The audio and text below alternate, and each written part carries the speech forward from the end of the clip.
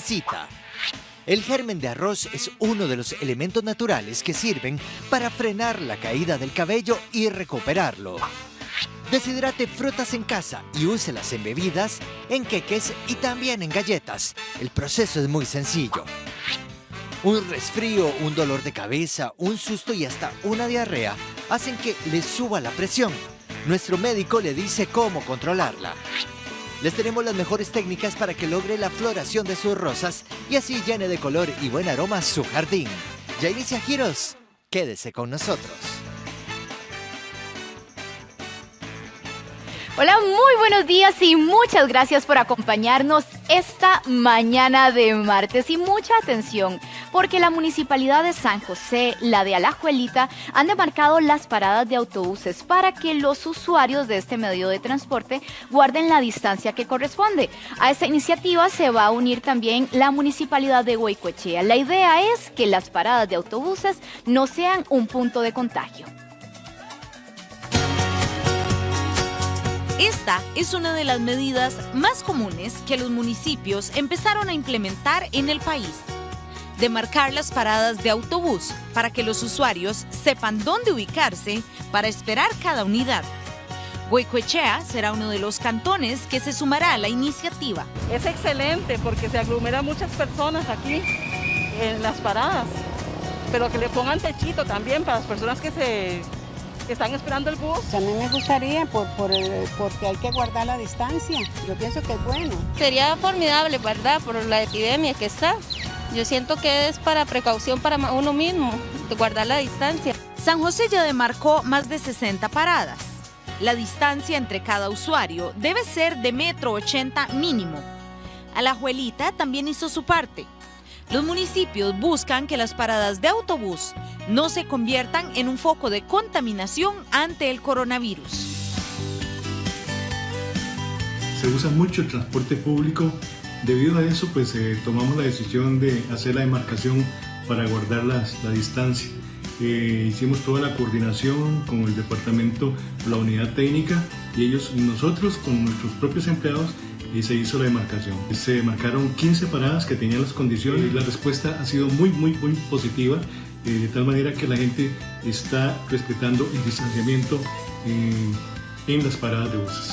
Si usted ve estas líneas en su parada de autobús, respételas. Ubíquese sobre la línea y espere con la distancia adecuada a que llegue su autobús.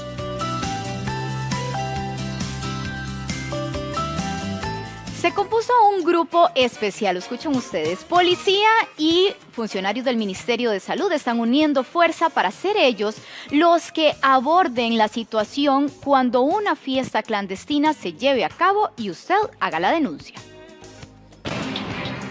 Los teléfonos del sistema 911 se saturaron de llamadas de vecinos, alertando a las autoridades acerca de fiestas y reuniones que se llevaban a cabo este fin de semana.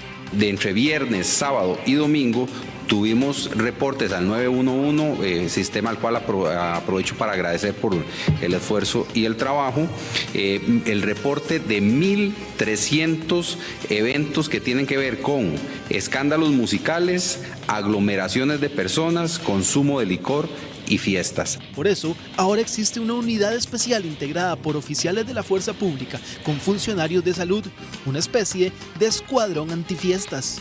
Excelente, maravilloso, porque de verdad todas esas cosas se están dando, ¿verdad? Y no puede ser así, yo creo que todos tenemos que guardarnos, ¿verdad?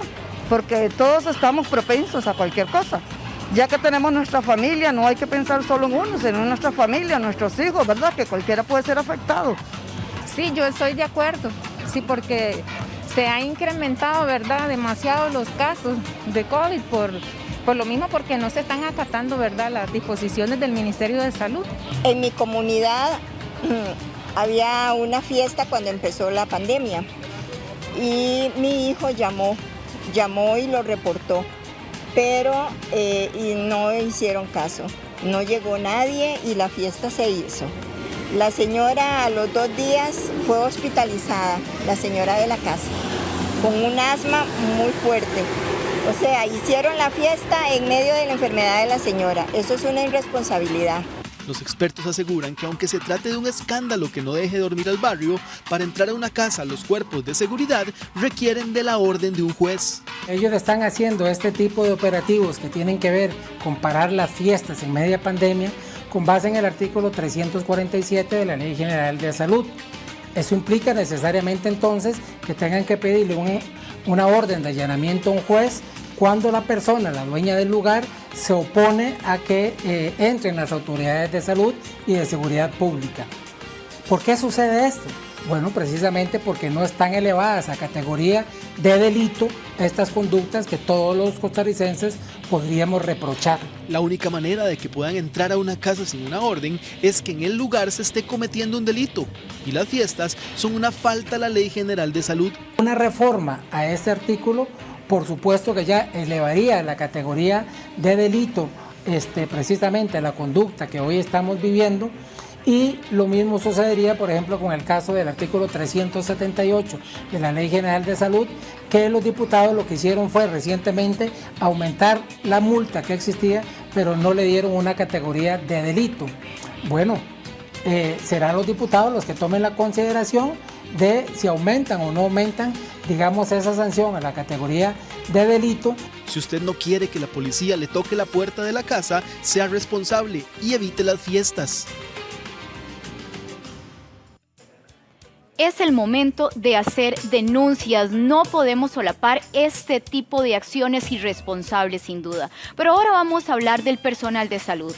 Cambiarse 3 veces al día de ropa que luego es incinerada, acatar una serie de protocolos larguísimos para atender, por ejemplo, a mujeres embarazadas. E incluso estas mujeres embarazadas, si tienen COVID positivo, deben ser sometidas a cesárea. Dentro del edificio del Hospital Calderón Guardia hay 3 mujeres aisladas. Ellas trajeron al mundo bebés por cesárea, una intervención considerada para aquellas embarazadas que resultaron contagiadas por COVID. El siguiente es uno de los tantos casos de mujeres embarazadas que se contagiaron del COVID. Ese día me fui al hospital porque la fiebre era mucho y me empezó a faltar la respiración y empecé a sentir un cansancio como si me hubieran golpeado todo mi cuerpo y ya no podía respirar. Y lo primero que pensé fue en mis hijas. Dejé 2 hijas en casa, una de 8 años, una de 2, y también pensé en la que llevo en el vientre. Yo dije, me voy a morir. Las mujeres embarazadas podrían tener sus partos vaginales, siempre y cuando sea casi en el momento de haber llegado al hospital y que no hay ya otra alternativa, porque el proceso desde que inicia la mujer la labor de parto hasta que termina la labor de parto tendría que tener personal con ella solamente para la atención de ese parto, y eso puede generar una escasez de personal en un momento dado. Por lo tanto, la mayoría de pacientes las consideramos que tienen que ser ingresadas para hacer cesárea. Los protocolos en el centro médico son muy estrictos. Con un equipo de bioseguridad se visten 4 cirujanos, 3 anestesiólogos y un equipo integrado por 15 personas que realizan la cesárea. Algo estremecedor. Ahí todo el mundo estaba más que protegido y todos estaban con máscara, con un montón de equipo encima. Estar mentalmente preparados para la utilización de esa cantidad de ropa, de implementos que no tenías. Si uno usa lentes y además de eso tiene que ponerse 2 mascarillas y una careta, es difícil, ¿verdad? Hacer una cirugía como la que convencionalmente se hace. Lo peligroso del aumento de casos por COVID pone en alerta al Hospital Calderón Guardia porque solo pueden atender 4 partos por COVID. Y de momento atienden 3 mujeres, las cuales están asintomáticas y que dan pecho a sus bebés con mascarillas y guantes, así como ropa especial. Si el bebé saliera con un COVID positivo, tenemos 2 opciones. Uno, o se envía al Hospital Nacional de Niños, en donde tienen una unidad de cuidados intensivos especial para esto, Hospitales como el Enrique Baltodano, el San Juan de Dios, el México y el Calderón Guardia realizaron juntos 10 partos de mujeres contagiadas con el virus. La mayoría de los recién nacidos salieron negativos de la prueba del COVID.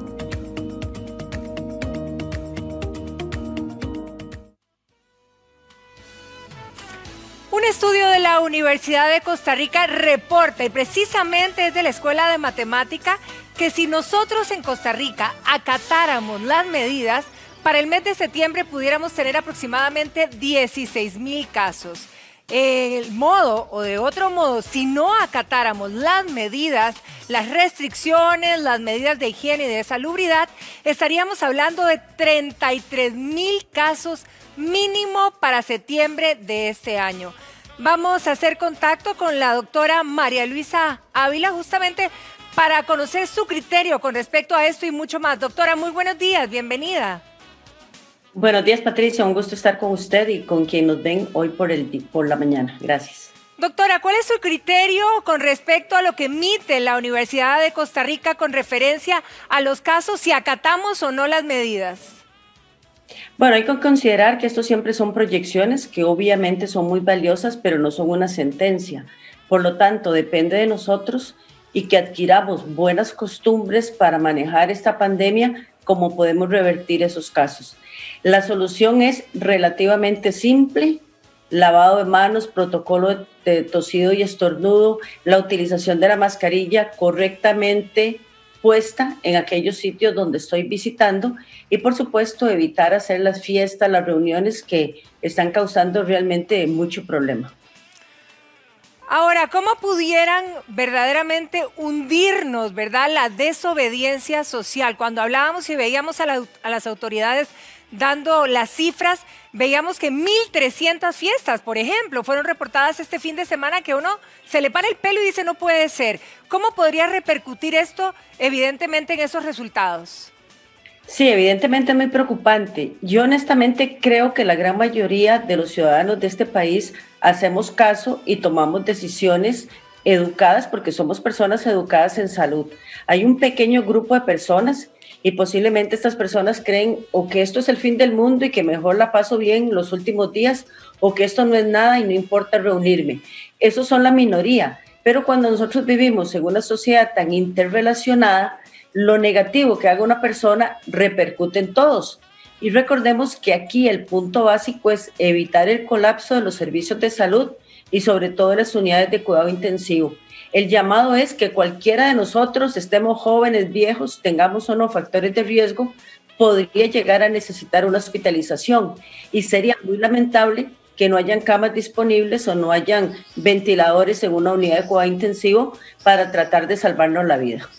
Doctora, ¿cuáles son los sectores sociales y los puntos geográficos que más se están contagiando en este momento y que hay que ponerle más el ojo? Bueno, básicamente aquellos cantones naranja que el Ministerio de Salud ha dicho, zonas como Pavas, Alajuelita, Desamparados, por lo menos en la gran área metropolitana, se han convertido en puntos muy álgidos. También aquí tenemos que entender que son cantones que tienen en algunas zonas bajo desarrollo social y económico y que por lo tanto no es lo mismo la gente que puede vivir en una casa con espacio para aislarse.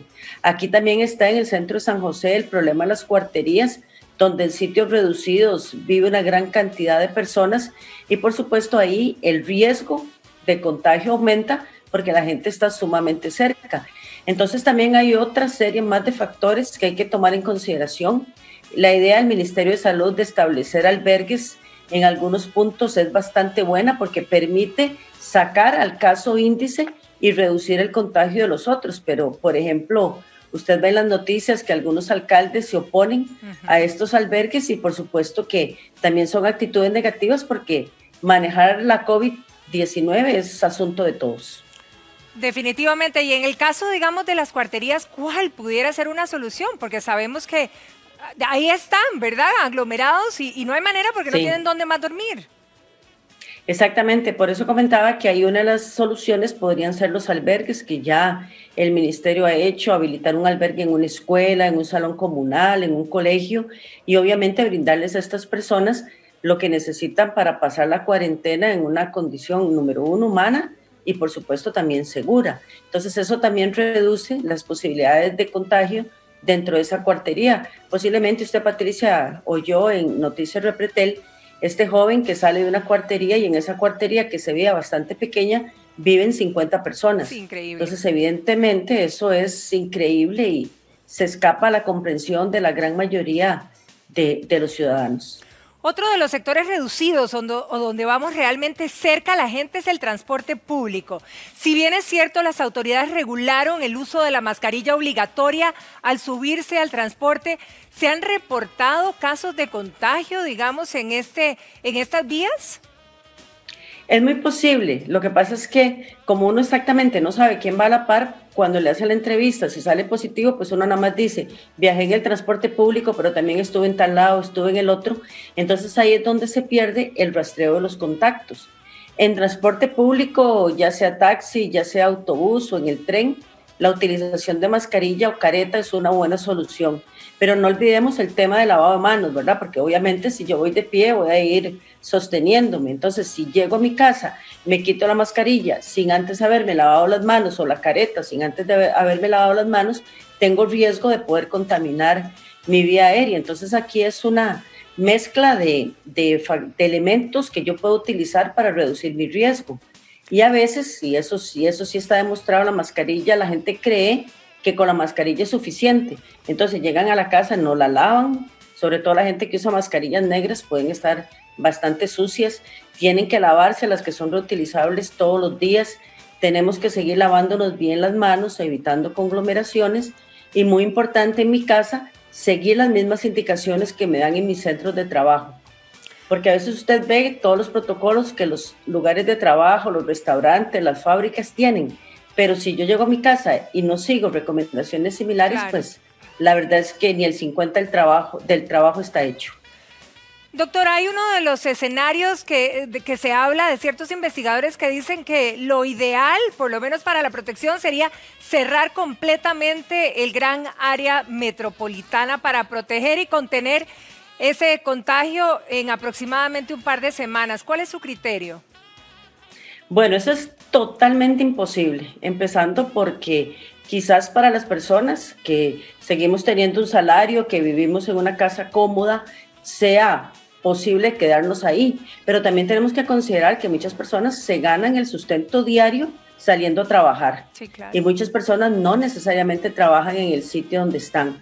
Por otro lado, también están los servicios esenciales. Usted no puede cerrar servicios esenciales y por lo tanto el resumen es: nunca el riesgo va a ser de cero. Ya el virus está en la comunidad, se transmite muy fácilmente de persona a persona o a través de contacto con secreciones en algunos objetos, y por ende usted tendría que cerrar el país como por los siguientes 2 años y todos salimos cuando la vacuna esté disponible, y eso obviamente no es posible. Ahora, doctora, cuando uno va por la calle, por ejemplo, ve personas, ¿verdad?, que a lo mejor pues son de la burbuja, o quizá no sean de la burbuja, quizá burbuja de trabajo o este tipo de cosas, de amigos que van caminando juntos por las calles, ambos con mascarillas, pero uno se pregunta, ¿qué tanto pueden proteger esas mascarillas estando tan cerca cada uno, verdad? Sí, es una excelente pregunta, Patricia. Depende de varias cosas, del tipo de mascarilla que usted utilice. Esas mascarillas de una sola capa de tela no sirven para nada. De hecho, ahora afortunadamente se pueden conseguir mascarillas no quirúrgicas de 2 o 3 capas que tienen una capa aislante que reduce el riesgo. Y de nuevo, recordemos que el riesgo nunca va a ser de cero.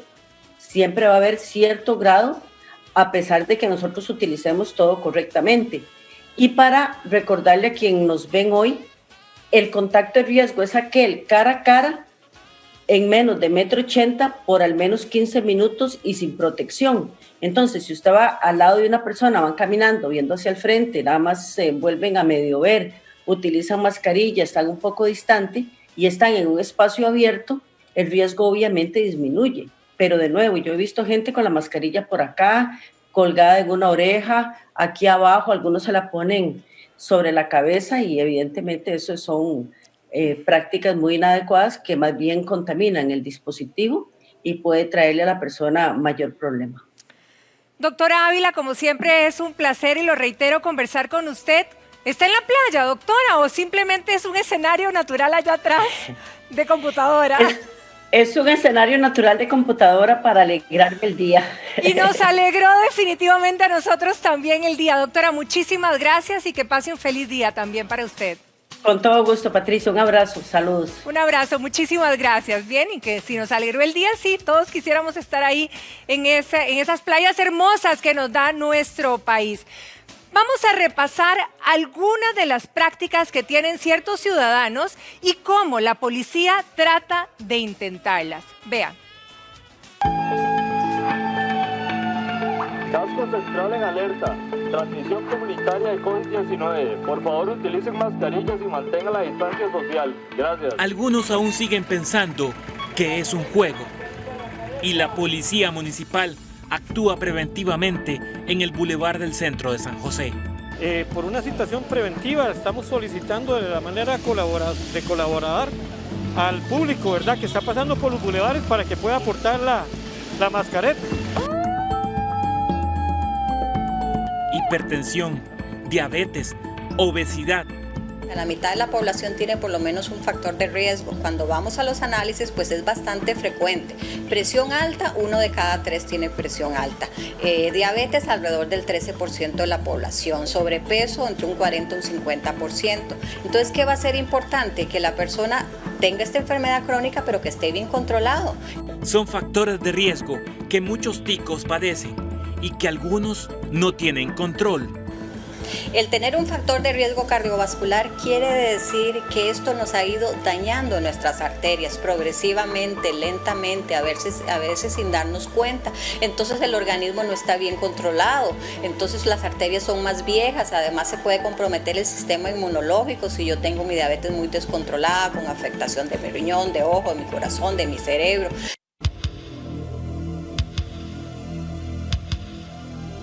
El padecer diabetes, hipertensión y obesidad provoca factores inflamatorios que, añadidos al daño que causa el virus en las arterias, es mortal.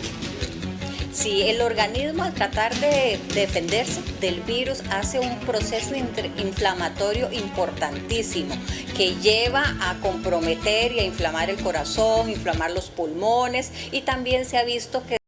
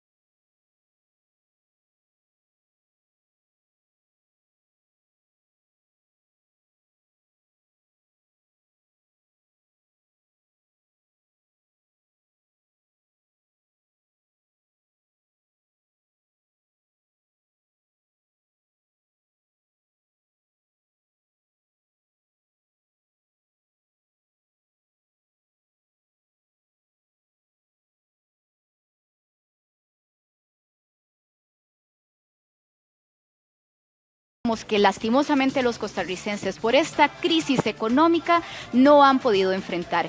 Si es su caso, usted no tiene que verse manchado su récord crediticio o demorarse en los pagos. Hay maneras de llegar a acuerdos bancarios y a continuación se los presentamos.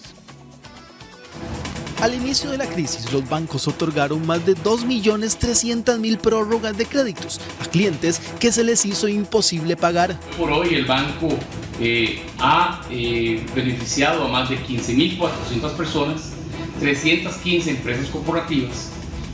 Muchas de las personas que han sido beneficiadas han sido por arreglos de crédito de sus viviendas, lo cual eso nos complace mucho porque como Banco del Estado somos muy conscientes de la responsabilidad social que tenemos. Digamos, si no las cobran ahorita sería un respiro para la gente, pero si las van a cobrar al final todo completo, ¿de ahí cómo va a ser la gente para pagar? Es como inconcluso, ni bien ni mal. Algunas personas consideran que un arreglo puede salir caro por los intereses que se generan al alargar el crédito. No me parece porque siempre les cobran interés más interés y mucha gente no lo sabe. Hay que tener mucho cuidado. No es lo que se conoce como interés sobre interés. Eso es ilegal, eso no se puede hacer, no puede cobrar interés sobre interés. ¿Qué es lo que hacemos nosotros para que esos casos no se den? Es un alargamiento del plazo de forma tal que entonces el cliente, si estaba a vencer en 16 meses, de pronto le hacemos una prórroga y además le hacemos una reecuación de forma tal que estiremos hasta 36 meses. Entonces que él no siente, digamos, eventualmente la afectación. Una gran cantidad de esas más de 2 millones de prórrogas a los pagos de cuotas vencieron el pasado 30 de junio y la mayoría está solicitando una nueva moratoria. Para poner un ejemplo, el Banco Nacional otorgó más de 134.000 arreglos de pago y en los primeros días de este mes amplió más de 1.200 prórrogas y analiza 70.000 más. La primera ola de prórrogas ajustamos el 67% de nuestros clientes, 67%. Y la idea es que la grandísima mayoría de los clientes siguen siendo afectados. Lo que pasa es que ya ahora no es automático, sino que tienen que completar un formulario y tenemos una promesa de calidad de máximo 10 días de darles respuesta. Y ya no va a ser solo 3 meses, sino eventualmente plazos mayores y, como mencioné, también readecuaciones de deudas. Bueno, incluso puede ser que un cliente tenga operaciones en varios lugares, solo con un banco. Entonces nosotros lo que hacemos puede ser readecuarle toda la deuda de forma completa. Tenemos un programa que se llama cuota única. Entonces, por ejemplo, podemos llegar hasta 20 años de plazo. Entonces, entre 15 y 20 años plazo, es un plazo muy grande para poder diluir la cuota de la persona y ahí le compramos, por ejemplo, el vehículo, las tarjetas, el crédito de consumo, la hipoteca, y se hace una sola cuenta con tal de que la persona se le pueda reducir la carga. Estos datos hablan de la difícil situación que vive nuestro país, la cual perdurará mientras la epidemia continúe.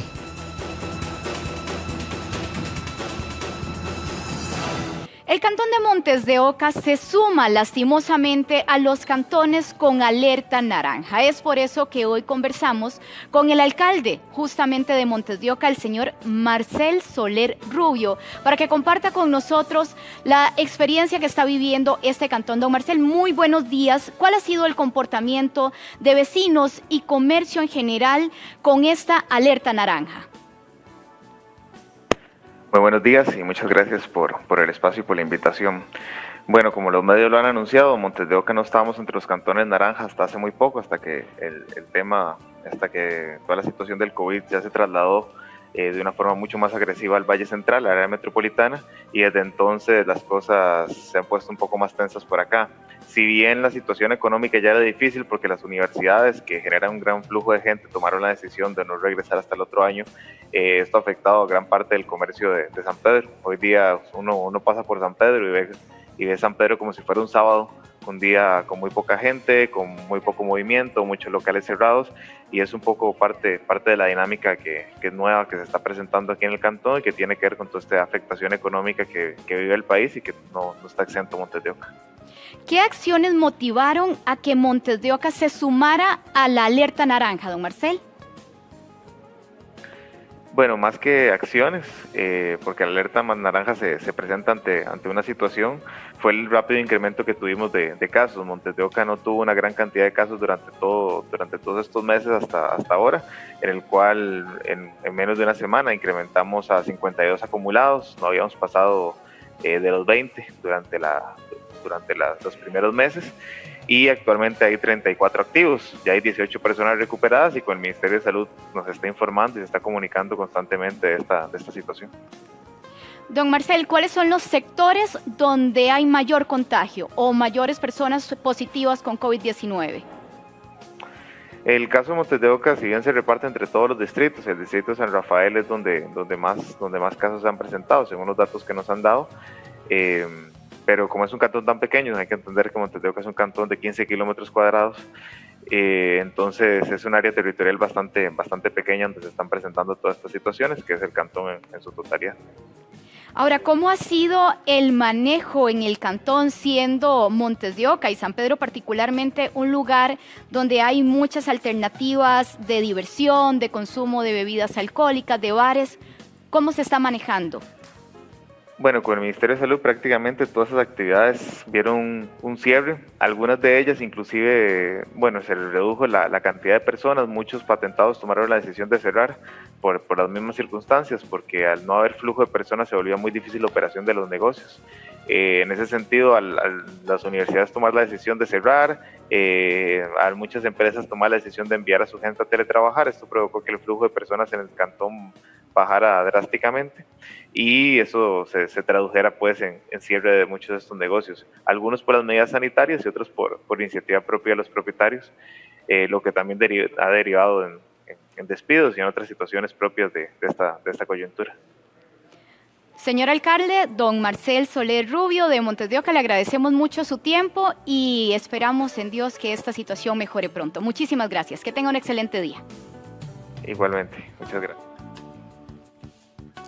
Países como Italia, como España, hicieron ciertos confinamientos de algunos cantones, pudiéramos decir en Costa Rica, de algunas ciudades allá en esos países de Europa, confinamientos selectivos. ¿Podrían eventualmente aplicarse aquí en nuestro país? Vamos a ver. ¿Se imagina cantones, distritos o incluso comunidades totalmente confinadas para evitar el contagio del COVID? Eso es un recurso que autoridades de algunos países europeos pueden usar. ¿Pero qué realmente significa el confinamiento selectivo? Como su nombre lo dice, confinar, que quiere decir delimitar el espacio de acción de una persona, de un grupo de personas o inclusive de una comunidad. Lo que busca es limitar la movilización de las personas tanto a lo interno como hacia lo externo o de lo externo hacia lo interno. En otras palabras, es crear una gran burbuja, sino que también dentro de la comunidad prácticamente la movilización sea la mínima.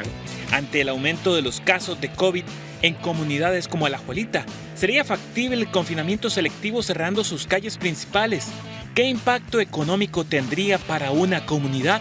Por ejemplo, en una comunidad como la de Alajuelita, la dificultad material es bastante grande. ¿Cómo hacemos para regular los accesos? Bueno, eso está más o menos fácil. Entonces, es una serie de cosas. Ahora, resulta que estas personas que viven ahí tienen la necesidad de salir. Son principalmente trabajos que no admiten el teletrabajo. Esto implicaría, por ejemplo, muchos bonos proteger para esas personas. Esto implicaría muchos bonos de Avancemos que antes no existían para esas personas, que podrían exceder lo que materialmente le es posible a los ministerios. Si no es posible realizar un confinamiento selectivo en Costa Rica, ¿cuál sería el panorama y los pasos a seguir para luchar contra la pandemia? Es inevitable pasar por la transmisión comunitaria en cualquier epidemia. Entonces, las medidas tienen que cambiar, tienen que ser más drásticas en algunos casos, que ya estar haciendo la investigación de casos, caso por caso, se salió de las manos. Entonces creo que los recursos del Ministerio de Salud ya deberían de estar enfocados a otras actividades. Según expertos, en caso de que el gobierno quiera utilizar el confinamiento selectivo para disminuir los contagios, tendría que realizar un plan socioeconómico que se pueda sostener en el tiempo, ya que los sectores más afectados hasta el momento son los más vulnerables del país.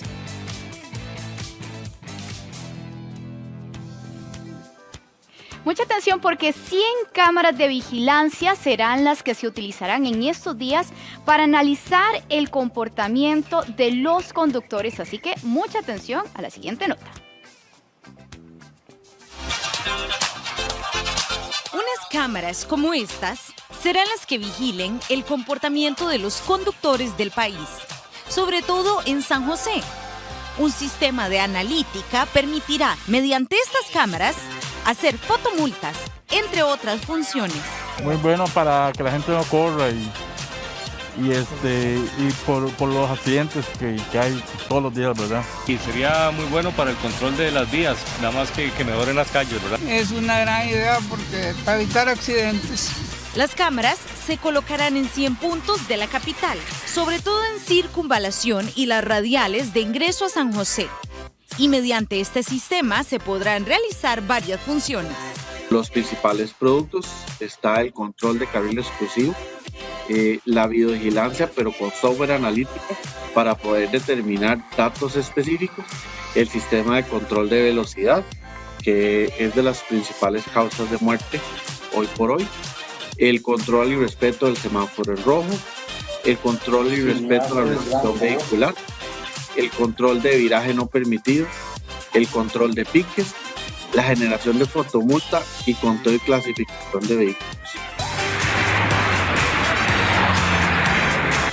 Cuando el sistema entre en vigilancia, se sancionará desde el inicio una multa en particular. Una multa que vamos a aplicar y que esa no vamos a dar chance de aprendizaje es la velocidad temeraria. O sea, en esa no hay chance de aprender. Entonces, todos los sistemas van a poder sancionar este comportamiento. Después vamos a pasar a los demás comportamientos que hablamos de los servicios. Ya el proyecto se adjudicó a una empresa. La primera fase es la de comprar las cámaras y se espera que para el tercer trimestre del 2021 ya todas estén colocadas y en funcionamiento.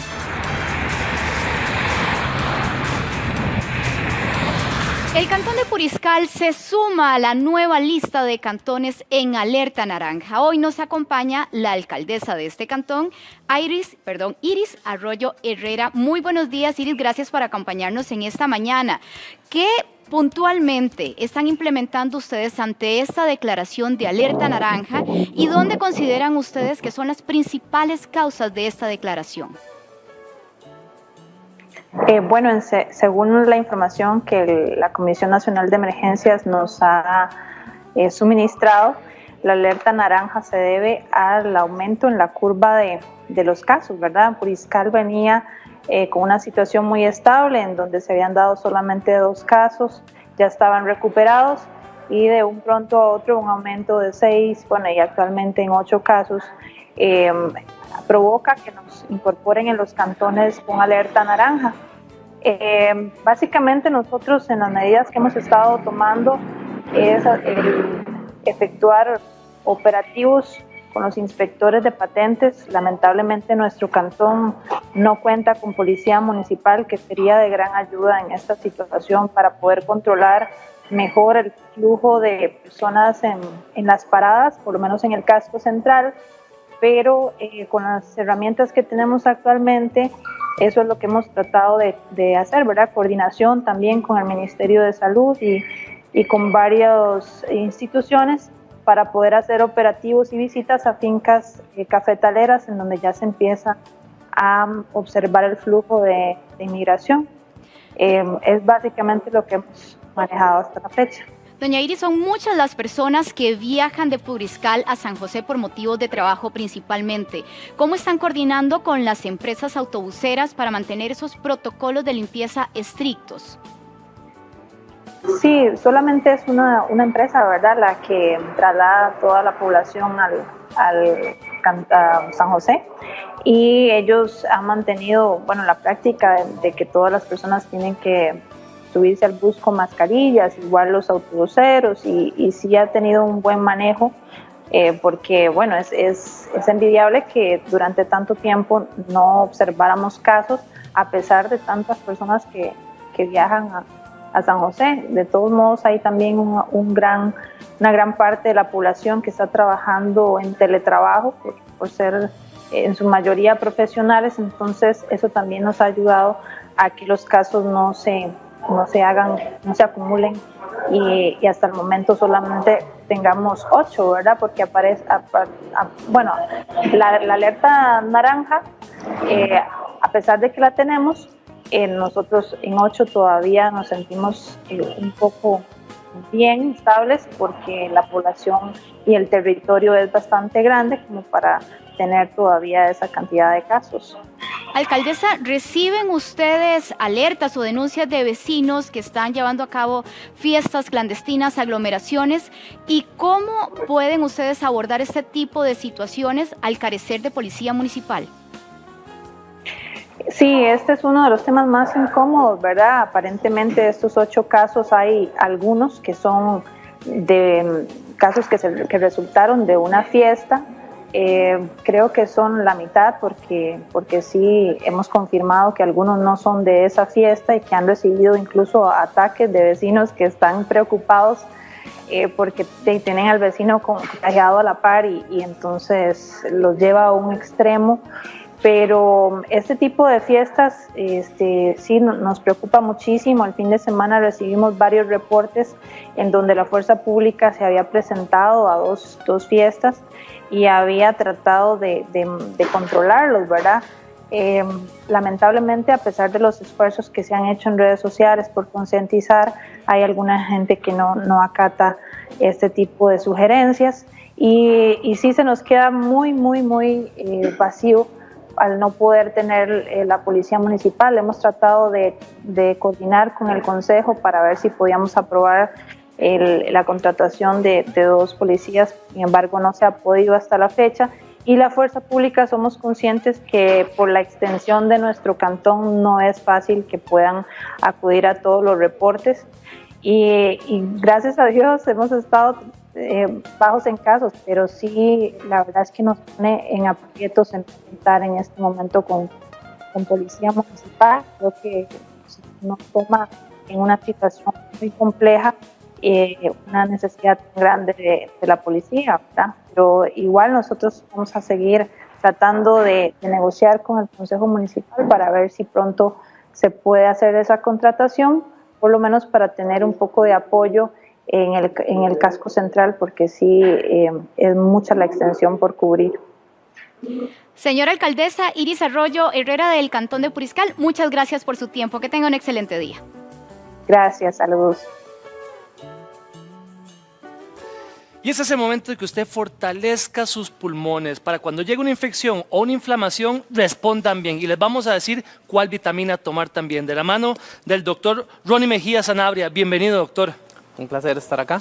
Doctor, ¿cómo ayudan las vitaminas a fortalecer los pulmones y a combatir las infecciones? Muy bien, tenemos que pensar que las vitaminas son componentes muy importantes de nuestras células, de nuestro organismo. Son bloques de construcción con los que tenemos a raya todas las bacterias, todos los virus, y las necesitamos para tener bien nuestro sistema inmunológico. Y pues hablando propiamente de vitamina E, por ejemplo, para tener bien el epitelio, que son las células que reciben todos estos virus y bacterias que vienen de fuera, ¿verdad? Doctor, hablando de la vitamina E, ¿dónde la encontramos? ¿Cómo la podemos captar? La vitamina E, el cuerpo no la produce, toda la tenemos que obtener. Y la obtenemos, por ejemplo, de todos los frutos secos, las semillas, ¿verdad? Los frutos mixtos, las almendras. Otra forma de obtenerla son las hortalizas o, por ejemplo, el aceite de girasol. ¿Cómo le ayuda la vitamina E directamente a los pulmones, al cuerpo, doctor? Lo que hace, bueno, hay bastantes y numerosas funciones de todas las vitaminas, ¿verdad? Es un error pensar que solo hay una función, sino que son útiles en múltiples sistemas de nuestro organismo. Ya propiamente en el pulmón, lo que nos ayuda es a tener bien las barreras del epitelio. Un epitelio es como el recubrimiento. La piel es un epitelio, la boca por dentro es un epitelio, y en este contexto, el epitelio de adentro del árbol bronquial necesita buenas cantidades de vitamina para estar bien permeado y no permitir el acceso a virus, bacterias. Doctor, ¿en alimento o en suplemento? ¿Cómo lo puedo adquirir? Sí, siempre lo natural es lo más importante, ¿verdad? Si nosotros podemos obtenerlo de una dieta balanceada, de una dieta adecuada, perfecto. Para cuando hay casos donde no podríamos obtener una dieta adecuada, por ejemplo, un adulto mayor que no coma o un niño que no come las cosas, ya ahí sí podríamos pensar en suplementar, ¿verdad? Mejor natural, entonces. Mejor natural. Hablemos un poquito de la vitamina D, doctor. Okay, la vitamina D, clásicamente lo más importante de la vitamina D es que nos ayuda con lo del calcio, ¿verdad? Lo del calcio para los huesos, lo de ese metabolismo. En el contexto que estamos entrando, la vitamina D es crucial en la manera en la que el sistema inmunológico trabaja. A grandes rasgos, lo que nos afecta, por ejemplo, en infecciones como COVID, es una sobrereacción de nuestro sistema inmunológico. Eso es lo que causa falla pulmonar y es la diferencia entre el paciente que le va bien y al paciente que le va mal. Entonces, obtener suficientes vitaminas puede ayudar a que mi respuesta sea más adecuada ¿verdad? Una respuesta no tan exagerada, una respuesta más adecuada para ese organismo, y eso es lo que nos facilita la vitamina D. ¿Y dónde se encuentra esa vitamina D, doctor? La vitamina D la podemos encontrar más que todo en el pescado, la leche, el queso, ¿verdad? Lácteos en general, productos con carne, carne. Para esas personas que le duelen los huesitos, que tal vez están un poquito débiles, esa es la vitamina D que tienen que meter. La vitamina D, ¿verdad? Esto también en el contexto de lo de la osteoporosis y todo, ¿verdad? Pues el tratamiento es el medicamento de eso y vitamina D, por ejemplo. ¿En qué ayuda la vitamina A, doctor, al fortalecimiento de los pulmones? Muy bien. Clásicamente la vitamina A, lo que hablábamos es la parte visual, ¿verdad? Que nos ayuda a ver bien en la noche y todo esto. Propiamente en lo de los pulmones, la vitamina A también es un cofactor muy importante en el sistema inmunológico. Nos ayuda a dirigir bien los ataques. El sistema inmunológico son un montón de células que todas tienen que comunicarse bien entre sí. Y entonces lo que ayuda a las vitaminas, sobre todo A, ¿verdad?, es a dirigir bien qué célula hace qué. ¿Y a dónde puede estar esa vitamina A, doctor? La vitamina A puede encontrarse, recordemos que las vitaminas es un término genérico para un montón de sustancias, ¿verdad? Entonces hay varias vitaminas A. Que tienen ahí un poquito de todo. Exactamente. Entonces, por ejemplo, retinol, ácido retinoico lo podemos encontrar en productos cárnicos, ¿de acuerdo? Carne de res, hígado. Y la parte vegetal nos puede dar los betacarotenos, que es otra forma de la vitamina A. Entonces, el más famoso de los betacarotenos es la zanahoria, otras hortalizas, ¿verdad? Vegetales coloridos, que le dicen, pimientos. usted no está viendo bien, coma zanahoria. De ahí Ese viene, es un buen ejemplo. De ahí viene. Y no podríamos vivir sin la vitamina C, doctor, pero para los pulmones, ¿cómo le ayudan? Para los pulmones propiamente, también entra en juego la parte del sistema inmunológico. Es muy interesante eso que hablábamos de una reacción adecuada. Y lo que hace la vitamina C es que es un inmunomodulador. Entonces, es otra de las sustancias que dirigen muy bien los ataques. También son señalizadoras, están presentes en la membrana de las células, fortalecen la membrana de las células y fortalece, ¿verdad? Nos evita que virus o bacterias, no solo COVID, ataquen fácilmente nuestro organismo, ¿verdad? La parte pulmonar. Otra cosa muy interesante que hace la vitamina C es que se ha estudiado mucho de que ayuda a eliminar las secreciones de los alvéolos. Los alvéolos son la parte más pequeñita del pulmón y en esos sacos donde normalmente se hace el intercambio de oxígeno, si hay líquido, mucho líquido ahí, eso evita que respiremos bien. Entonces lo que hace la vitamina C también es ayudar a sacar ese líquido. Ahora, ¿dónde encontramos la vitamina C? Se habla mucho, pero tal vez creemos que estamos tomando mucha vitamina C, pero no es así. Sí, la vitamina C en la normalidad de nuestro diario vivir, la vitamina C la podemos encontrar fácilmente en todo lo que son frutas, en todo lo que son vegetales. Muchos de los alimentos que consumimos ya vienen enriquecidos con vitamina C. Entonces es algo difícil ahora tener déficit de vitamina C. Pero hay condiciones, por ejemplo, los niños que no comen bien o que por alguna razón el adulto mayor no quiere comer o tiene enfermedades de fondo que le impiden mecánicamente comer, vamos a tener problemas en la alimentación con la vitamina C, ¿verdad? Entonces ahí sí podríamos pensar en suplementación. Para proteger nuestro pulmón se recomiendan estas 4 vitaminas. Ahora, ¿cómo sería su consumo a lo largo del día? Ok. Recordemos que una dieta balanceada, una dieta normal nos puede ayudar porque todos estos son micronutrientes. O sea, necesitamos realmente poquito en nuestra dieta para poder estar bien. Ahora, hay condiciones particulares donde necesitamos más. Pero, por ejemplo, en la mañana, que deberíamos todos comer fruta, ¿verdad? Deberíamos comernos fruta, una frutita media mañana también, ¿verdad? Y ahí obtendríamos grandes cargas de vitamina C y de vitamina E, ¿de acuerdo? En el almuerzo, bueno, normalmente los platos deberían ser de la mitad del plato, debería ser verde, debería ser ensalada, deberían ser vegetales. En la teoría. Entonces, en la teoría, ¿verdad? Ya ahí deberíamos nosotros consumir lo que es la vitamina E, por ejemplo, ¿de acuerdo? Y la proteína, ya en la proteína debería estar nuestra vitamina D, por ejemplo. Recordemos que vitamina D también el cuerpo la produce solita con el sol, ¿verdad? Entonces también los requerimientos son pocos. Sin embargo, si no tenemos a disposición una buena alimentación, un multivitamínico no estaría de más, ¿verdad? También, por ejemplo, en el adulto mayor que toma una pastillita para el azúcar, toma una pastillita para la presión, toma una pastillita para el dolor, no le vamos a dar otra pastilla. Lo mejor sería un suplemento bebible, por ejemplo. Si alguien está enfermo, ¿es posible reparar ese pulmón con estas vitaminas? Eso es algo muy importante. A ver, todo lo que son vitaminas, sí, lo que son vitaminas y esto son como bloques de construcción. Entonces, imaginemos que nuestro cuerpo es una fortaleza. Si ya viene el virus o una bacteria, ya de nada sirve yo apilar bloques para tratar de hacer una muralla porque ya la batalla empezó. Entonces es muy importante que esto es preventivo, es antes de, si no nos ha dado el virus o una bacteria, nosotros deberíamos empezar a consumir bien los alimentos, a hacer el ejercicio, a controlar nuestros factores de riesgo antes de, para ya llegar todos listos a la batalla. Así es, me quedo con eso. Doctor Ronnie Mejía, le agradezco mucho. Un placer. Muchas gracias. Patricia.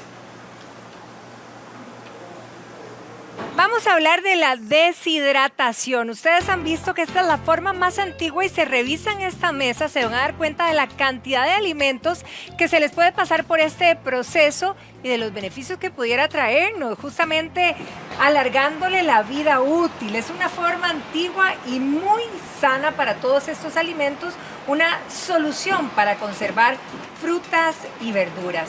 Pero bueno, hoy tenemos a Rafael y a David que precisamente nos van a hablar de todo esto. Muy buenos días, muchachos, ¿cómo están? Muy buenos días. Bien, gracias. Qué dicha, cuéntenos un poquito. ¿De qué se trata justamente la deshidratación para los que no tenemos claro este proceso? Es el proceso que se le aplica a la fruta natural y fresca para reducir su contenido de líquido y humedad y así preservarlo. Exacto, ¿y cómo es el proceso, David? Como para entender. Se incluye calor, una temperatura, aire y pasa por un proceso de deshidratado. Ok, el proceso de los nutrientes o el sabor de los alimentos varía, se pierde, cambia, ¿verdad? ¿Cómo queda el producto final, digamos? Ok, al deshidratarse el producto, sea fruta o verdura, lo que sucede es que se está realzando el sabor y se le está acentuando la textura y los colores. Los nutrientes puede perder, si se deshidrata mal a unas temperaturas muy altas, puede perder algo de nutrientes y valor de vitaminas. Por eso se hace siempre una temperatura entre unos 50 a 60 grados para que mantengan sus nutrientes. Mantienen entre el 50 y el 80%. Buenísimo, vamos a ir repasando qué es lo que se puede o qué es lo que tienen en esta mesa. Por ejemplo, vean la sandía. Aquí es que tenemos ya la sandía totalmente deshidratada, si lo pueden ver aquí. Qué increíble, se ve lindísimo además. ¿Esto cuánto tiempo, digamos, podría durarnos? ¿Cuánto le estamos alargando la vida a esta fruta? Entre 1 año a 2 años, dependiendo del proceso de... ¡Wow! ¿Y cómo es que tenemos que almacenar? Si compramos, digamos, ¿verdad? Fruta deshidratada, ¿cómo es que deberíamos de almacenar para realmente nos dure lo que se... En un lugar seco y oscuro. No hay que guardarla en la refri. Se puede también. Ajá. Pero se cristaliza al guardarle. Con el frío bueno. Se endurece un poco. Ok. Vean ustedes, por aquí tenemos coco. Ese es coco, sí señora. Ok, por aquí. Este es coco con azúcar morena orgánica. Uy, qué bueno. Dulce, sí señora. Ok. Tenemos piña tajín, es una piña picosita que tenemos. Piña normal. Jengibre, dulces de jengibre con azúcar morena orgánica, uchuva orgánica. Uy, vean la uchuva, vámonos ahí, detengámonos ahí. Uchuva orgánica. Sí. Qué es rica en antioxidantes, tiene 18% más vitamina C que la naranja. 18% más vitamina C que la naranja. Y es un antidepresivo natural también. ¡Wow! Ahora, mucha gente se debe estar preguntando en casita, porque las frutas, de repente algunas ya sabíamos, ¿verdad?, que se podían deshidratar. Pero, por ejemplo, cuando hablamos de jengibre, ese me decías que venía con azúcar, creo, ¿no? Sí, señora. Entonces, ¿eso lo comeríamos como un postre, como para picotear? ¿Para qué lo usaríamos? Sí, ese se puede usar como un snack, o por ejemplo, aquí en San José que hace frío, se puede utilizar porque el jengibre tiene una función térmica en el cuerpo, entonces sientes un poco de calor, ayuda a aumentar el calor corporal. Entonces se puede utilizar para eso, o se puede utilizar haciendo infusiones también. Podríamos eventualmente poner eso en agua caliente y tomarnos una infusioncita. De hecho, esta es una infusión del jengibre. Y igual tenés una de piña. Esta es de piña, sí señora. Cuéntame una cosa, cuando nosotros deshidratamos un producto, ¿verdad? Como los que vemos aquí, ¿aumenta el nivel de azúcar o no? Se resalta el sabor, más no se aumenta porque tiene nosotros no le adherimos azúcar. Solo no aumenta el contenido calórico, pero sí se siente más en el sabor. El contenido calórico sí, y es bueno para deportistas de alto rendimiento, gente que hace deporte. Sí, ¿Qué son esos rollitos que me tienen como... ¿Verdad? Que parecían los confites que los niños, bueno, cuando mi hija era pequeña, habían unos rollitos que eran tipo confite. ¿Estos de qué son? Eso es fruit roll-ups, eso es banano. Eran los fruit roll-ups, sí, son estos. Eso es 100% natural en este caso. Banano, mantequilla, maní, jugo de naranja. ¡Wow! Maní le da contenido de proteína que uno necesita. Vean ustedes este rollo, así es como, ¿esto qué lo hacen? ¿Lo enrollan ese contenido? ¿Cuál es el proceso? Se hace un puré con las frutas y después se deshidrata. Es totalmente deshidratado igual, sin azúcar adherida, sin ningún químico ni nada. O sea, esto puede ser perfectamente una merienda para grandes y chicos. Sí, señora. Y para picotear y para deleitarnos. Sí, lo puedes andar en el carro, en la bolsa, cortas un pedacito, comes y guardas el resto para más tarde. O sea, en lugar de tener chicles tenemos esto. Sí. Mucho más saludable. ¿Verdad o no? Ahora, por ejemplo, esto que tenés aquí, la piña. El proceso, el tahini. El tahini le gusta a muchísima gente, es un sabor muy rico, ¿verdad? Muy diferente y pudiéramos decir que con la combinación de la piña debe ser delicioso. ¿En qué momento se aplica? Al final del proceso, porque si se aplica antes puede soltar color sobre la piña, entonces y mancharla, sí señora, se utiliza al final. Pero el contraste de sabores es delicioso. Debe ser espectacular. El sabor con el dulce, sí. Ok, ahora lo vamos a probar. ¿Estas uchugas tenían algún agregado o no? No, 100% naturales. Ok, me voy a ir por allá porque yo creo que no vimos la del banano. Rafa. Sí, señora. Aquí tenemos, este es banano.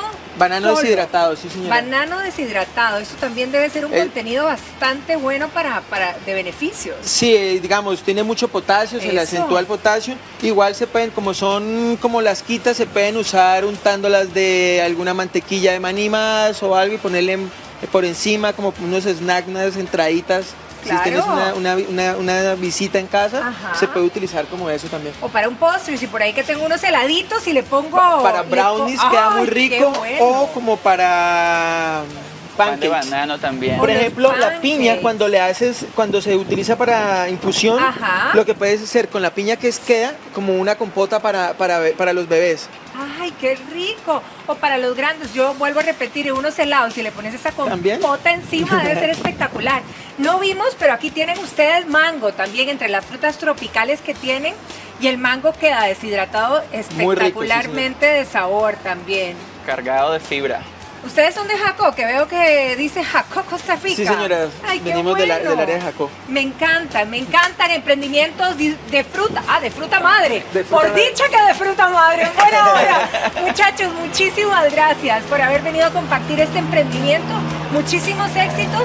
Y ustedes en casita, ¿por qué no probarlos y a disfrutarlos? Muchas gracias. Muchas gracias por la invitación. Buen día. Feliz vuelta para Jacó. Gracias. Bien, nosotros continuamos, Vero.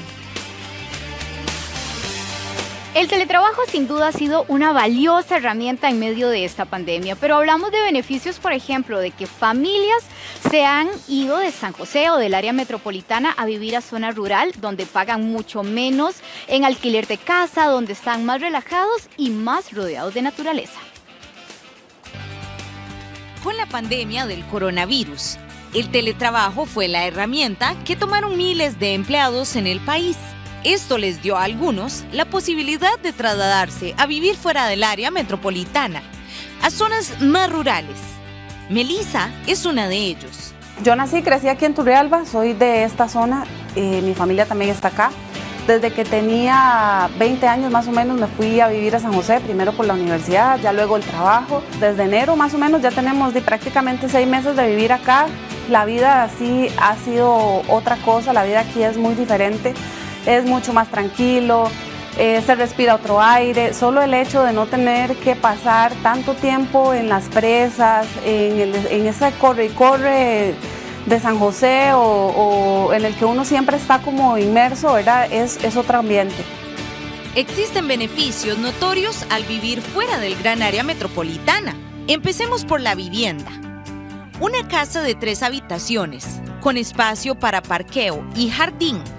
En Atenas Centro, cuesta unos 65 millones de colones aproximadamente, mientras que una vivienda similar de 3 habitaciones, con espacio para parqueo, jardín, eso sí, donde el terreno es mucho más pequeño, cuesta en Curridabat unos 85 millones de colones.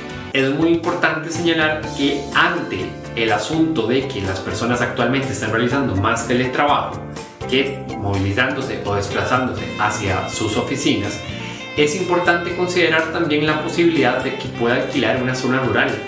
Esto porque los precios en zonas rurales pueden llegar a ser hasta un 30% más baratos que en el gran área metropolitana.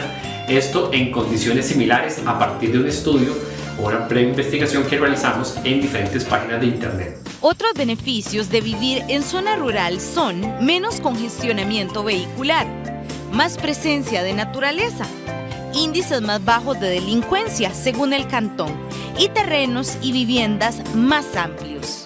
De parte mía, en un futuro yo pienso quizás mudarme para el campo, porque hay mucha contaminación, más con esto del coronavirus acá. Yo vivo en una zona rural también, súper lindo vivir ahí.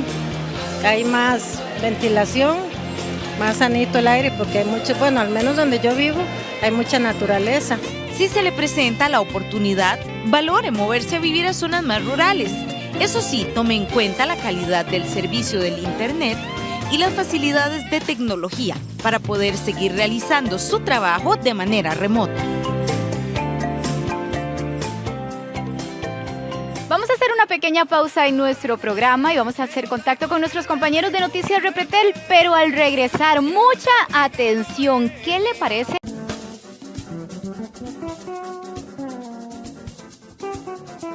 Porque somos Pyme Fans, te presentamos la Pyme del Día. Conoce sus productos y servicios y unite al movimiento. Visita soypymefan.com para más información. Yo me declaro absolutamente una pyme fan. Me encanta apoyar a las diferentes pymes.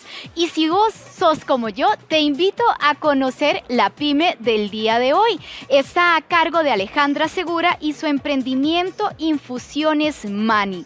Si vos también sos pyme fan, unite al movimiento. Encontrá tus pymes favoritas y comprá en la tienda virtual visitando el sitio www.soypymefan.com. Ahora sí, Alejandra Segura, muy buenos días, gracias por acompañarnos. Felicidades por este emprendimiento. Ale, ¿cuáles son las opciones en test que vos tenés acá? Bueno, nosotros trabajamos principalmente con hojas de árboles frutales de Costa Rica, hojas y frutas. Tenemos 24 sabores diferentes, tenemos herbales y frutales, que es una combinación entre hojas y fruta. ¿Como cuáles, por ejemplo, Ale? Por ejemplo, de los herbales tenemos como la guanábana, de hojas y corteza de guanábana. Este ayuda a subir las defensas también. Tenemos naranjo agrio, que es un relajante natural. Qué rico. Para aquella persona que le cuesta dormir. En estos tiempos, que todo el mundo está muy estresado. Tenemos digestivos, por ejemplo, como níspero con hojas de guayaba. Ale, ponelos ahí frente a cámara para que se puedan ver. Eso, ¿vale? Y esta es una combinación de hojas de guayaba, manzanilla, menta, jengibre.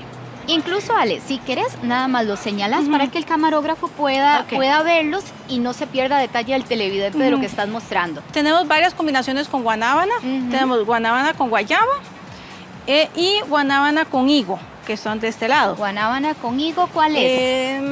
Este que está, creo que está adelante.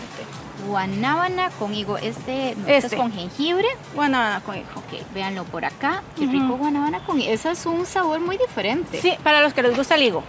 Eso es porque hay personas que son bastante fanáticas del higo, entonces este es especial. Ale, cuando tienen estas combinaciones, ¿qué predomina, por ejemplo, entre la guanábana y el higo? El higo huele. Es el que tiene más saborcito. Más sabor. Pero, por ejemplo, como tenemos de los frutales que hacemos en esta línea, piña, jengibre, manzana, cardamomo, le va a sentir bastante el jengibre y la piña.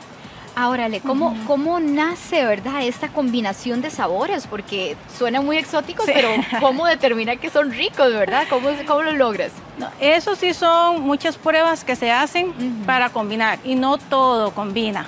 A veces las personas creen que nada más es mezclar una cosa con otra, pero no. Por ejemplo, estas, que es una combinación más amplia, este tiene manzana, ciruela, uchúa, hojas de cas y anís estrella. Uy, qué rico. Las hojas de cas es la base porque en vez de té, en vez de la teína, ninguno tiene teína, que es el equivalente a la cafeína, que es como el té negro o té verde.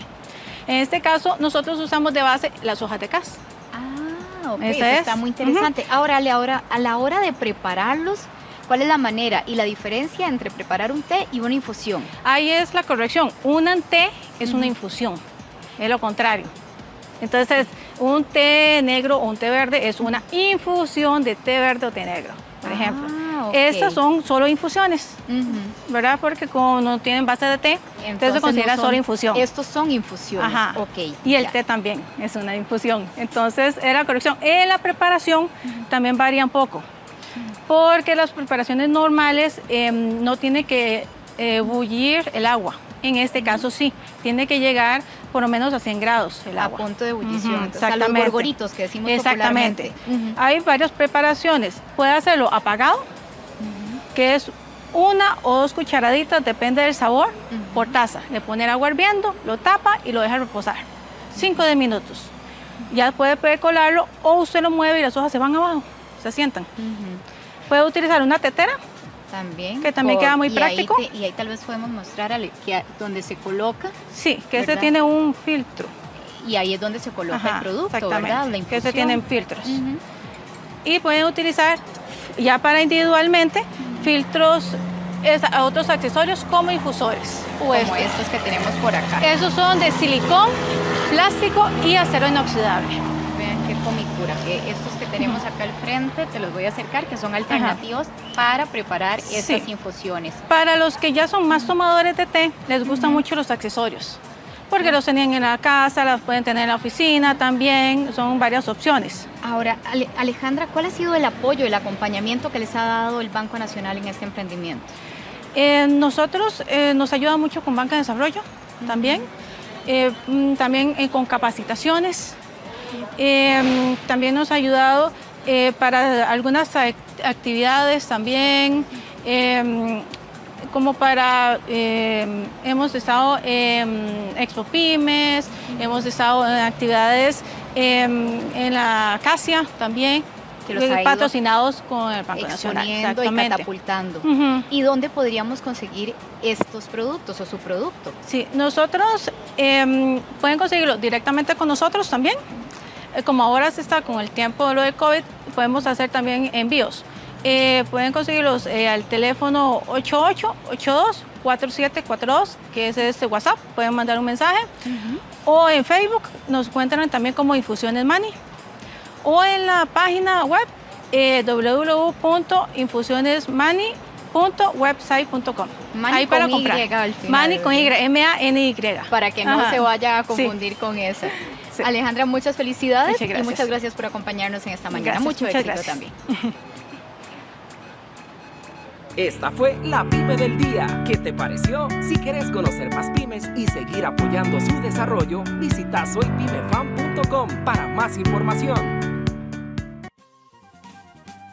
¿Qué podría provocar un subonazo de presión? Hay gente con hipertensión arterial, pero gente que tiene la presión regular normalmente y de repente tiene ese subonazo. Vamos a profundizar en este tema precisamente con el doctor Olman Jara. Doctor, un placer tenerlo aquí. Muy buenos días. Muy buenos días. ¿Qué tal, doña Patricia? Efectivamente, para algunas personas existe lo que podríamos llamar un subonazo de presión, efectivamente. Para retomar algunos temas que ya hemos tratado, doña Patricia, habíamos hablado en otros momentos de urgencia hipertensiva. Efectivamente, hay algunos pacientes que llegan al servicio de emergencias y tienen una cifra de tensión arterial alta importantemente, pero sin daño a órgano blanco. Sin daño a órgano blanco decimos que no tiene un derrame cerebral, que no tiene un infarto agudo al miocardio, que no está en insuficiencia cardíaca.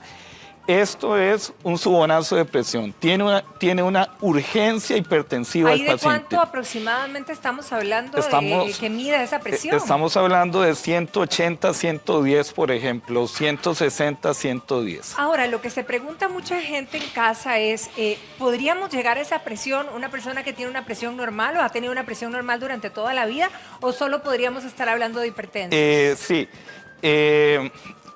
Vamos a separar dos momentos porque son dos momentos fisiológicos distintos. Voy a poner un ejemplo sencillísimo. Si a mí me persigue un perro y le tengo mucho miedo a ese perro, ¿verdad? Claro, se me va la presión al cielo. Efectivamente. Y eso no me hace hipertenso. Claro. Es decir, picos hipertensivos aislados no me convierten en hipertenso, pero el patrón hipertensivo frecuente, ¿verdad? La Asociación de Corazón de los Estados Unidos diría 4 presiones arteriales por encima de 140/90 de forma persistente, o lo que habíamos discutido en otra ocasión, un mapa donde las cargas hipertensivas superan el 30, el 35% de las tomas de presión arterial, efectivamente nos convierten en hipertensos. Ahora, para digamos, darle la recomendación a todo nuestro público, si yo he tenido esos picos altos de presión y precisamente no me persiguió un perro, ¿verdad? Pero me medí la presión y la tenía demasiado alta,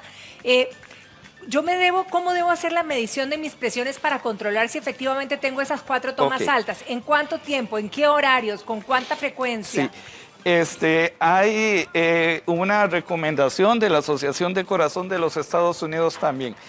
Me gusta mucho el planteamiento de esta pregunta, doña Patricia, porque hace la separación del fenómeno fisiológico normal, exacto. O sea, del susto, donde se me subió la presión, a el patrón hipertensivo. Hablamos de un patrón hipertensivo cuando un paciente se toma la presión en su casa o en la oficina del médico, con un cierto cuidado, se tiene que sentar 10 minutos, estar tranquilo, relajado, ojalá no haber tomado café, no haber tomado bebidas alcohólicas, y esa presión se encuentra, si es en su casa, por arriba de 135/85, si es en su casa. La presión que está por arriba de eso consideramos que es una presión arriba, es decir, que el paciente podría ser hipertenso. Y en la oficina aceptamos la última cifra normal como 140/90. Esas cifras cambian, las habíamos discutido la vez pasada, si se le hace un mapa al paciente. Las cifras son un poquito más bajas. Ahora, ¿los riesgos aumentan si yo no tengo una presión controlada en todo sentido? Sí, igual vamos a retomar conceptos que ya hemos hablado acá, que son muy importantes porque además son los que llegan a preguntar los pacientes a nuestra oficina. ¿Por qué controlamos la presión arterial? Porque la presión arterial es un factor de riesgo independiente para tener insuficiencia cardíaca congestiva, crecimiento del corazón, insuficiencia renal, retinopatía hipertensiva, accidente cerebrovascular. Es decir, el no control de la presión arterial no se expone a esas posibilidades. Ahora, si yo he sido una persona que ha tenido la presión normal, incluso a la baja, inclusive, pudiéramos decir, quizá a los 60, 70 años, ¿podrías convertirme en una hipertensa o esos son cuadros aislados? Hipertensión arterial y aumento de la edad van de la mano. Sí, lamentablemente. Es decir, hay un crecimiento exponencial de la hipertensión arterial en población que va envejeciendo. Ahora, doctor, también sabemos y ha sido reiterado que la mayor cantidad de las personas que han fallecido por COVID-19 tenían hipertensión arterial, que este es un factor de riesgo que complica la situación. ¿Qué tan grave puede ser que no estemos bien controlados, verdad? ¿Y qué es lo que exacerba que realmente el cuadro sea más complicado? Sí. Igual, de las preguntas súper interesante esta, porque revisamos varias databases, revisamos varios sitios de algunas revistas importantes que le han estado dando seguimiento a este tema. Solo para tener algunos nombres: New England Journal of Medicine, Lancet. Y lo primero que vamos a decir es esto: ser hipertenso o ser diabético no me predispone a tener COVID. Ok, que quede claro. Sí, eso es muy importante, porque alguna gente nos ha llamado pues con un poquito de pánico en torno al tema, pero ser hipertenso, ser diabético no me predispone el incumplimiento de las medidas. Eso es fundamental. Tomar tratamientos para la presión arterial o para diabetes no me predispone a tener la enfermedad tampoco, ¿verdad? Porque en algún momento algunas revistas discutieron si el consumo de ARA2 o de IECAS, que son un tipo de medicamentos para hipertensión arterial, podían predisponer a que uno tuviera enfermedad por COVID y una enfermedad más severa. ¿Qué es lo que me predispone a tener una enfermedad severa? El no control de la presión arterial o el no control de la diabetes.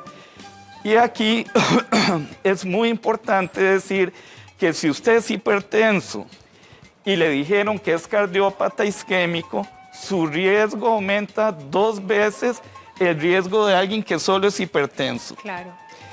Si usted es hipertenso y su médico le dijo que usted tiene insuficiencia cardíaca congestiva, usted aumenta en 2 veces la posibilidad de morir. Y si usted es hipertenso y es EPOC, tiene enfermedad pulmonar obstructiva crónica, aumenta en un 14% su riesgo de morir.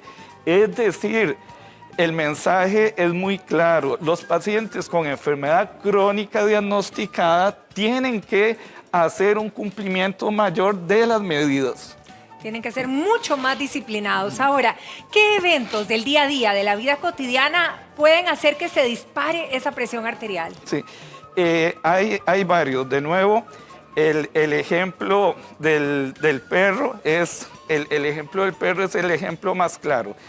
Pero que un perro me haya perseguido, evidentemente, en este ejemplo, no me va a convertir en un hipertenso.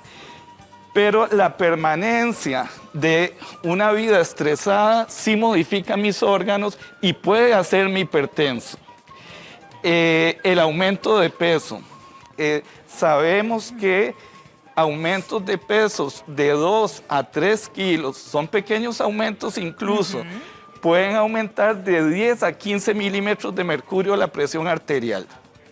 Es decir, hipertensión arterial puede estar relacionado con aumento de peso, con dietas ricas en sal y con efectivamente estilos de vida muy estresados. Ahora, doctor, si tuviéramos que hacer una comparación entre un evento de este tipo, un evento que nos pueda provocar ese subonazo al cual nos estamos refiriendo, pero que sea una persona medicada y otra que básicamente está desordenada o no está diagnosticada como hipertensa, ¿verdad? Sí.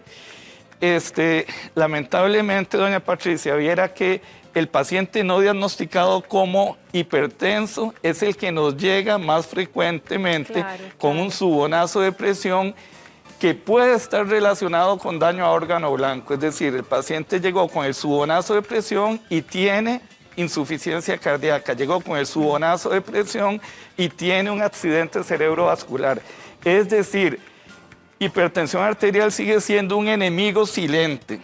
Y si el paciente es hipertenso no diagnosticado, el subonazo de presión puede presentarse de forma dramática. Y aquí sería importante también que nos vuelva a presentar el panorama. Una persona que está medicada con sus controles necesarios y otra persona que no está medicada, que no está siguiendo los controles necesarios frente a un contagio, el panorama cambia rotundamente. El panorama cambia, claro que sí, por lo siguiente: si un paciente está bien medicado, con medicaciones adecuadas, el daño a órgano blanco se controla o se detiene. Es decir, se supone que un paciente bien medicado no debería tener crecimiento ventricular izquierdo o no debería tener insuficiencia cardíaca congestiva. Pero si el paciente no está medicado y tiene las complicaciones propias de la enfermedad hipertensiva, este es un paciente que responde muy mal a la infección por COVID. Ahora, doctor, sería importante que nos hiciera un repaso porque sabemos que hay mucha gente no medicándose, incluso mucha gente que todavía no se sabe hipertensa. Sabemos que los índices de hipertensos en nuestro país es bastante alto. ¿Cuáles son los síntomas a los que uno debe prestar atención para decir, hey, me tengo que ir a tomar la presión y hacer control de este tema para evitar cualquier consecuencia grave? Ok, lamentablemente esto lo hemos dicho en otros momentos también acá, la enfermedad hipertensiva es bastante silente. El 80% de los hipertensos no tienen ningún síntoma. Y por eso el llamado siempre de ir a sus chequeos médicos. Es decir, un médico con experiencia debe tomarles la presión y debe analizar la presión arterial de cada quien. Sin embargo, algunos signos y síntomas podrían ser indicadores de hipertensión arterial. Acúfenos, es decir, tener ruidillos en los oídos, tener un tinnitus o tener ruidos, tener fosfenos, lucecillas que se encienden, el famoso arcoíris que es pasajero, tener cefalea intensa, es decir, dolor de cabeza. ¿Es un dolor de cabeza diferente? Porque hay gente que reporta como que le quema la cabeza. Es un dolor de cabeza que puede ser quemante. El paciente lo puede sentir como una cefalea universal en toda su cabeza, ¿verdad? A veces algunos pacientes debutan con un vértigo, ¿verdad? Entonces, son síntomas de hipertensión arterial, vértigo, cefalea, acúfenos y fosfenos. Ahora, doctor, para cualquier persona hipertensa, aquí tiene usted un aparatito para tomar la presión. ¿Cuál debería de ser, digamos, la rutina de este control? Ok. Va a depender un poquito de qué tan controlados estén o no. Pacientes hipertensos que su médico les acaba de iniciar la terapia antihipertensiva y que apenas están empezando a regularse, probablemente su médico les va a pedir que se tomen la presión en la mañana y en la tarde y que lleven su control diario semanal. Pacientes en quien uno ya confía y los tiene controlados, porque hay pacientes que están muy controlados, usualmente les pedimos que se tomen 2 veces a la semana, en la mañana y en la tarde, la presión arterial. ¿Esa de la mañana tiene que ser antes de los alimentos o después o no tiene ninguna contraindicación? No tiene ninguna relevancia al momento, pero lo que sí es importante es que el paciente tenga aquella rutina de estar tranquilo, sentarse, esperar unos 10 minutos y hacer la toma de la presión arterial. Ahora, doctor, con el tema de los pacientes que están medicados y controlados, ¿ellos eventualmente no tendrían ningún problema de tener un subonazo de presión porque están bien controladitos o se puede presentar? Se pueden presentar, sí. ¿Qué hemos visto? Lo que hemos visto y que lo explicábamos un poquito en el tema del mapa, es que algunos pacientes tienen un patrón normotensivo con el tratamiento, pero tienen picos relacionados con ciertos momentos del día. Eso es cierto, porque tengo conocimiento, digamos, con familiares muy cercanos, doctor, que de repente tomaban la pastilla en la mañana y en la noche tenían subonazos de presión, entonces hubo que cambiar la toma de las pastillas. ¿Esto por qué se da? Eso mismo. La presión tiene una regulación circadiana, es decir, probablemente cuando nos dormimos la presión baja y en la mañana nos despertamos con una presión un poco más baja, pero en la tarde tenemos una presión más alta. Probablemente por un ciclo hormonal también, pero también porque todos acumulamos tensiones en el transcurso del día, ¿verdad? Claro. Bueno, y doctor, ni se diga en esta época, acumulamos tensiones con la pandemia que estamos viviendo, con el hecho de que no nos contagiemos, que no contagiemos a nadie, que la familia, que la situación financiera. Esto, ¿cómo podríamos recomendarle a la gente que precisamente controle la presión o esos picos que pudiéramos estar teniendo? No lo sé. Hay varias estrategias, ¿verdad? Hay que hacer un esfuercito mental porque los problemas se queden en el trabajo, por ejemplo, ¿verdad? Llegar a la casa, relajarse un poco, oír una cierta música, hacer un poquito de caminata, todo eso ayuda. Pero si el pico hipertensivo es permanente a la hora de llegar a la casa, hay que ver si los medicamentos están cubriendo al paciente las 12 horas o las 24 horas. Y a veces sí hay que hacer modificaciones en la terapéutica dependiendo de cuál es el patrón hipertensivo del paciente. Otra vez, insistir un poco en que si usted al mes tiene 3 picos hipertensivos en la tarde, pues eso probablemente es muy aislado y no es un indicador de que haya que cambiar su terapia. ¿En un mes? Sí. 3 veces, sí, más arriba de 13. Sí, pero sí permanentemente en el transcurso de la semana, cada vez que usted llega a la casa, tiene un pico hipertensivo, ojo, hay que evaluar la terapéutica, ¿verdad? Ok. Sí. Por ejemplo, doctor, sigamos con el estrés, porque el estrés nos aqueja y ahora más que nunca a la mayoría de la población. No sé, ¿qué recomendación? Usted habla de hacer un poco de ejercicio, de respirar, de una música, no sé si una infusión, un té, todo esto puede servir, digamos, Sí. para bajar esos volúmenes o niveles de tensión. Sí, claro que sí. O sea, todas las medidas que nos ayuden a controlar estrés en este momento pandémico, donde además estamos realmente estresados, yo creo que hay que utilizarlos, ¿verdad? Ahora, mucha gente, bueno, no mucha gente, pero eventualmente con estos niveles de estrés y otros que tenga cada uno en casa, pudiéramos convertirnos en hipertensos, que eso propicie de alguna manera que tengamos bastantes picos altos. Sí, de nuevo, otra vez vamos con la estadística. Es decir, si un paciente tiene una carga hipertensiva en un mapa o en las tomas de presión arterial que se les hacen de forma en la casa o de forma rutinaria, si este patrón hipertensivo es de más del 30% de sus presiones arteriales, ¿verdad? Muy probablemente estamos pensando que ese paciente tiene una hipertensión permanente y que esa hipertensión es capaz de producirle daño a los órganos blancos. Ese es el gran peligro. Que ese es el gran peligro, sí. Ahora, tenemos consultando a nuestros televidentes, es una señora de 50 años que ella tiene presión alta, pero la tiene bastante controlada, pero dice que el estrés que ha manejado en este tiempo ha sido altísimo y que tiene pavor de que se le pueda subir y tener alguna consecuencia. Ok, efectivamente, si estamos en el estado, en el momento de prevenir, probablemente lo que le indicaríamos a la señora es que intente bajar un poquito la carga de tensiones. Eso no ameritaría, si ella está bien controlada, que le hagamos una modificación a su tratamiento. Sí intentar tener momentos buenos en su casa, momentos de relajación, momentos, ¿verdad? Ahora, eventualmente a esta paciente, para seguir en la misma línea, se le podría subir la presión, tener un pico hipertensivo. Un pico hipertensivo aislado no ameritaría un cambio en la medicación.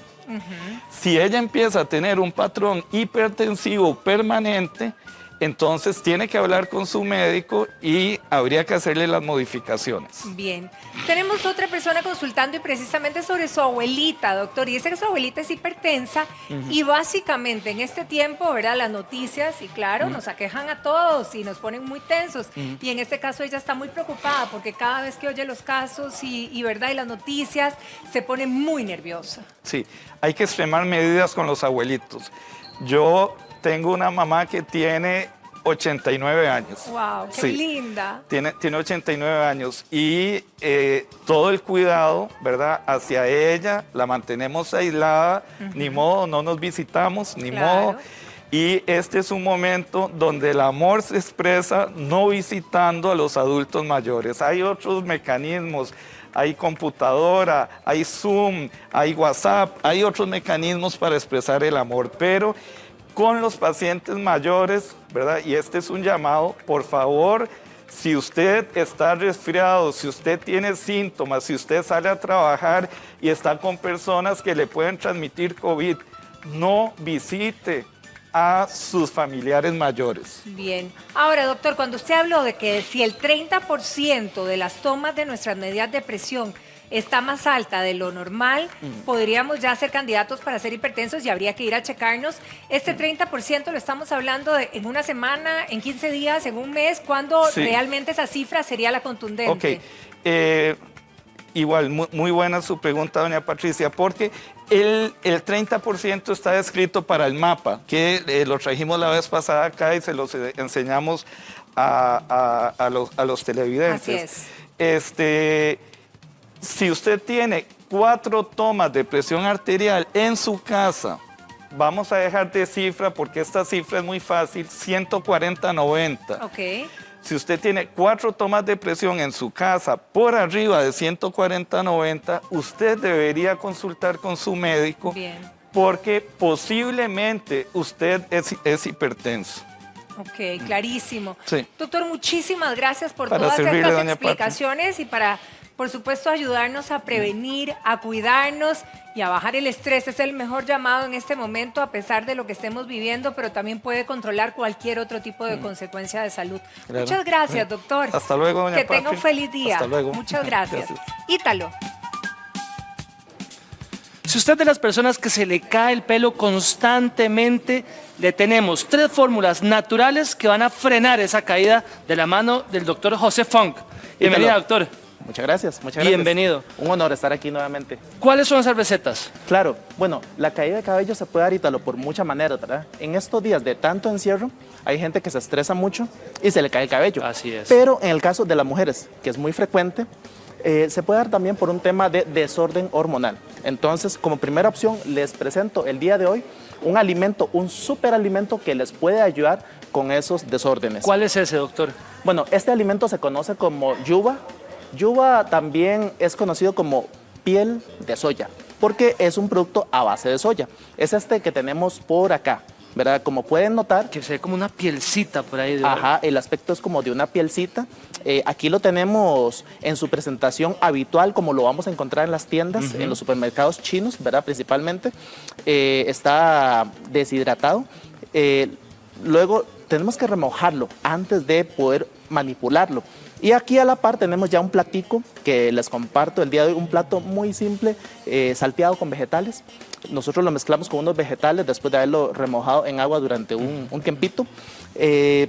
Al gusto de cada quien, ¿verdad? Este plato pues lo que lleva es algo muy sencillo, una mezcla con vegetales, con salsa de ostiones, salsa china, sal, azúcar. Entonces, remojamos la yuba y después vamos a cocinarla. Exactamente. ¿Qué le va a hacer la yuba a nuestro cuerpo para detener esa caída? La yuba, así como cualquier producto a base de soya, Ítalo, va a, ¿cómo se puede decir? Sustituir la función de los estrógenos, porque hay mujeres que ya después de cierta edad, pues no tienen la misma carga de esas hormonas. Entonces nos va a ayudar con esas funciones, con alguno a regular ciertas funciones, por ejemplo, el crecimiento del cabello. ¿Okay? Eso es increíble. Ahora, ¿dónde consigo la yuba o la piel de soya? Eso lo puede conseguir en el barrio chino, en cualquier supermercado. Es bueno que la gente sepa que las mujeres asiáticas, por lo general, no padecen de los mismos síntomas que las mujeres occidentales ya en edades premenopáusicas, menopáusicas o posmenopáusicas, ¿verdad? Y en un estudio reciente que se realizó hace unos años,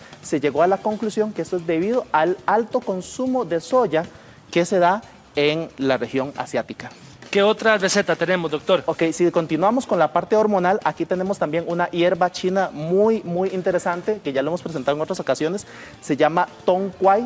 También lo pueden buscar en internet como la famosa angélica china. Angélica ¿verdad? china. La angélica ¿Qué hace china. eso? ¿Cómo se toma? Ok, la angélica china lo podemos consumir ya sea en sopita o en infusión, ¿verdad? Es más fácil prepararse un tecito de angélica china. Como pueden ver por acá, esta angélica china tiene el aspecto de un jengibre, porque es una raíz también. Sí. Ok, entonces la manera más fácil de manipularla es cortarla en rodajas. Ojalá en rodajas bien finitas, porque si no va a costar más cocinarla. Entonces, no rallarlo, sino rodajitas finitas. Exactamente. Y de hecho, si le prestas bastante atención, Ítalo, esto es bastante duro, duro. Entonces sí, es importante cortarla en rodajas finas para que a la hora de cocinarlo sea más fácil el proceso de la cocción, ¿verdad? Valga la redundancia. Sin embargo, la infusión es lo que yo recomiendo para facilidad de muchos. Qué sé yo, un par de rodajas en una tacita de agua caliente. Muy poderoso, entonces, par de rodajitas nada más. Un par de rodajitas en una tacita de agua caliente, lo dejamos descansando durante unos 7 a 10 minutos y ya está lista la bebida, ¿ok? nos ayuda con el tema del cabello, nos ayuda con el estado de ánimo de la paciente, también el insomnio, la sudoración o los sofocos, los famosos sofocos que les da mucho a aquellas damas. Todo eso, para todo eso les puede ayudar. ¿Cuántas veces al día, doctor? Porque ya usted dijo que son 2 rodajitas en una infusión, pero ¿en qué momento también? Ok, es un alimento muy poderoso, Ítalo. Es un alimento muy medicinal, con propiedades medicinales, pero hay que consumirlo con mucha limitación. Una dosis al día es más que suficiente. Ok, entonces no mucho, ¿verdad? No mucho. Podemos consumirlo a diario, no importa, pero una dosis diaria, ¿Qué más tenemos, doctor Fong? Ok. Para la pérdida de cabello hay recetas que nos han enseñado pues, nuestras abuelitos, ¿verdad? Y a través de los años han demostrado ser muy efectivas. Aquí tenemos el famosísimo brebaje, bueno, en este caso no lo vamos a tomar, pero sí, el agua de arroz. Imagínese, pero yo sabía eso para la pancita, ¿verdad? Para la pancita, claro, buenísimo en esos casos, pero también nos ayuda a la hora de aplicarlo en nuestro cuero cabelludo. ¿Okay? Tenemos el arrocito aquí, ¿verdad? Con una taza de arroz, Ítalo, una taza de arroz lo mezclamos con 3 tazas con agua. ¿Una por 3? Eso lo dejamos durante un día sin tocarlo, ¿verdad? Nos va a ayudar a que el líquido empiece a absorber todas las propiedades que tiene el arroz. Después separamos el arroz y dejamos nuevamente solamente el líquido descansando durante un día entero. Eso para que se termine de fermentar. Por cualquier cosa vamos a calentarlo un poco, de esa manera detenemos el proceso de fermentación porque tampoco podemos permitir que se vuelva muy ácido el producto. Ahora, después de eso, ¿qué hacemos? Después de eso vamos a dejar que se enfríe un poco y lo guardamos en la nevera hasta que se use. En la nevera se guarda y se puede conservar hasta por una semana.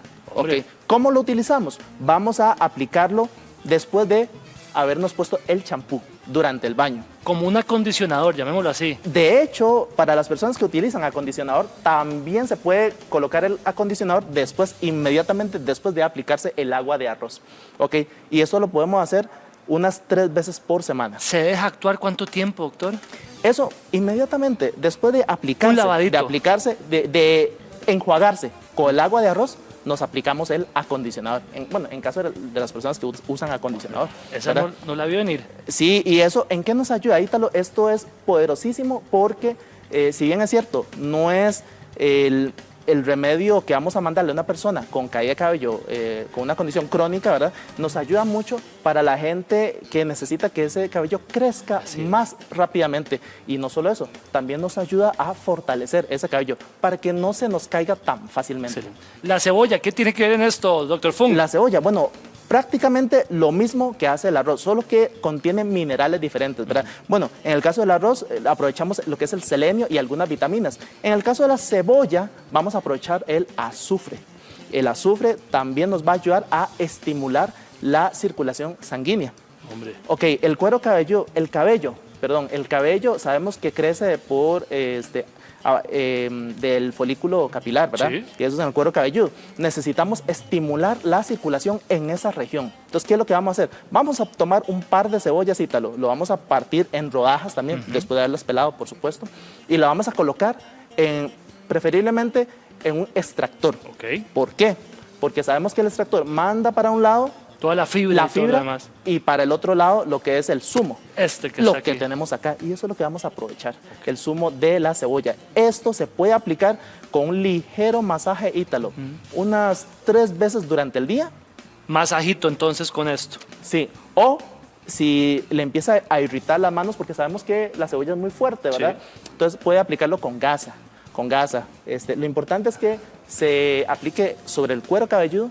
Doctor, usted tiene unas pastillitas que son como mágicas. Ah, sí, bueno, aparte de todos los remedios caseros, porque como te dije hace un momento, un caso crónico, un paciente que se le está cayendo severamente el cabello, vamos a mandarle mejor, podemos hacer todo lo que les mencioné, pero mejor combinarlo con estas famosísimas pastillas a base de minerales y vitaminas. Aquí tenemos selenio, zinc, vitamina B6 y todo eso es importantísimo para nutrir el cabello. Por un lado, vamos a ayudar a que el cabello crezca con más facilidad, con más rapidez, pero por otro lado, vamos a aumentarle el grosor, vamos a fortalecerlo. Entonces, una vez que tengamos el cabello largo, brilloso, no hace tan fácil que se nos despedace o que se nos caiga, ¿verdad? ¿Cuántas al día nada más, doctor? Una al día. Una al día, ahí estamos. Una al día, así de poderosa es. Y en 3 meses vamos a esperar cambios fabulosos. Doctor, le agradezco mucho. Doctor Funk, gracias, siempre es un honor. Un honor haber estado aquí. Pero. Tener un espacio como este para que usted se pueda quitar los zapatos, mantenerlos ordenados y desinfectados es ideal hoy por hoy, más con la llegada del invierno.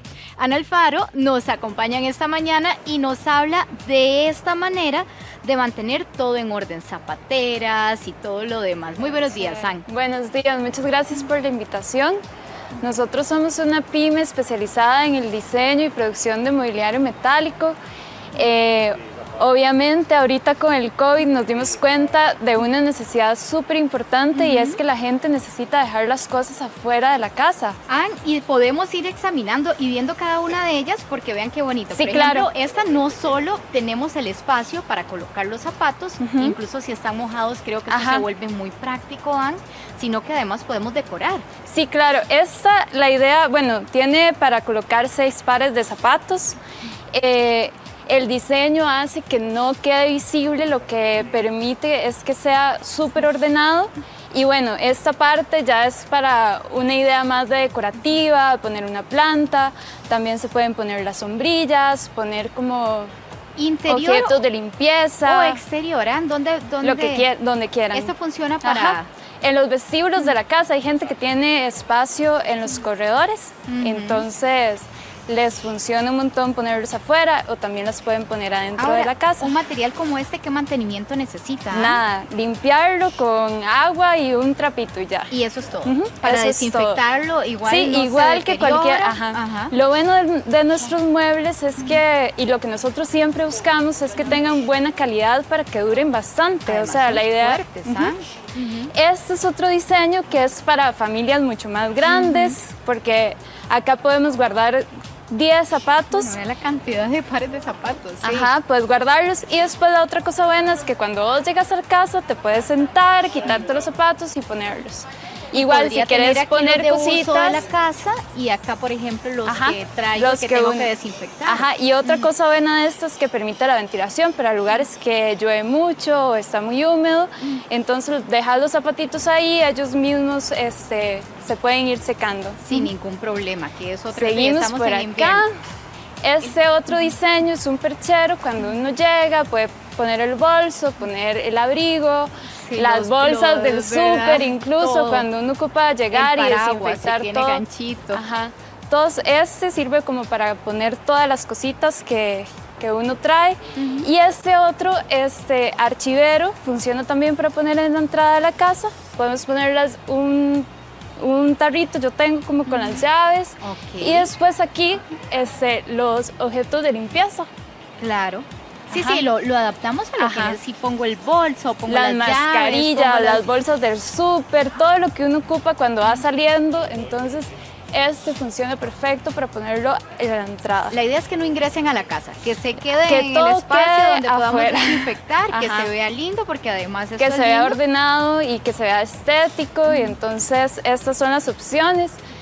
Tenemos como 15 colores disponibles. La gente puede meter a la página www.bodegafurniture.com y ahí vienen otros productos que tenemos para el hogar. También hemos estado haciendo productos para áreas de trabajo personal, gente que ya ocupa trabajar desde la casa, entonces el escritorio, el archivero. Solucionan todo eso. Estamos tratando de poder llevar como un buen diseño y muebles de calidad a la gente ahorita que pasamos tanto tiempo en la casa. Exactamente. Entonces también pueden pedirlos en los colores que quieran. Perfecto. Muchísimas gracias. Con mucho gusto. Muy lindo su trabajo. Muy amable.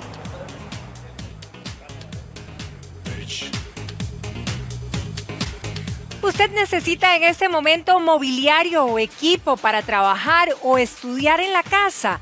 Bueno, el Banco Nacional te da muchas opciones. Con plan 0% del BN podrás comprar con tus BN tarjetas de crédito a plazos de 3, 6 y 12 meses sin intereses en sus comercios afiliados. O también podés aprovechar los descuentos y paquetes especiales que te ofrecen más beneficios. Banco Nacional, juntos somos progreso.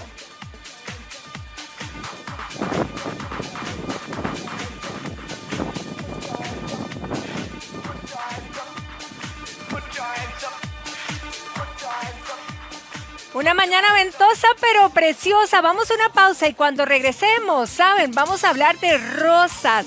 ¿Cómo hacer para que florezcan preciosas y adornen nuestro hogar? Bueno, una experta estará con nosotros justamente para darnos todos los detalles. Giros.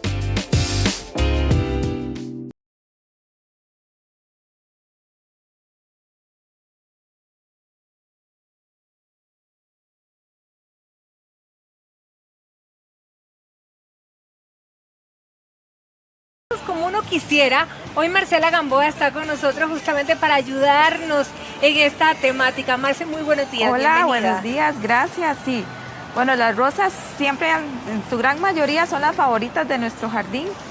Pero ¿qué tenemos que hacer para poderlas ver siempre con flor? Exacto, que eso es lo que queremos todas y todos los que las tengan. ¿Cómo Así hacer es. para lograrlo? Tenemos que tener varias cosas en cuenta. Lo primero es que ellas son de mucho sol o mucha luz.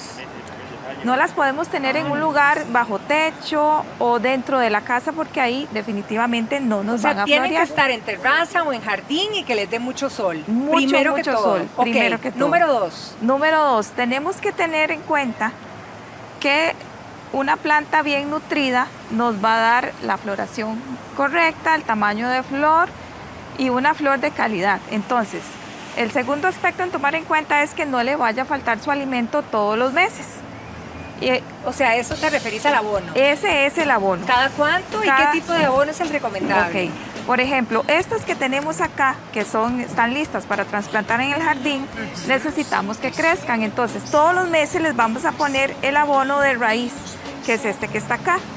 Este abono es una fórmula que se llama 10-30-10, que lo usamos cuando la planta está pequeña y la vamos a trasplantar. Entonces vamos a tomar lo que agarremos con las yemas de los dedos y siempre la ponemos a 1/4 o unos 10 centímetros de Que donde no la pegue. sembramos. Lo Nunca ideal es que el no abono pegue. se pone en el tallo porque la quemamos. Ok. Ahora, ¿la puedo tener en maceta? Perfectamente. La rosa se puede mantener en maceta. ¿Y qué hacemos? Colocamos el abono alrededor de la maceta, lo cubrimos y lo regamos. Perfecto.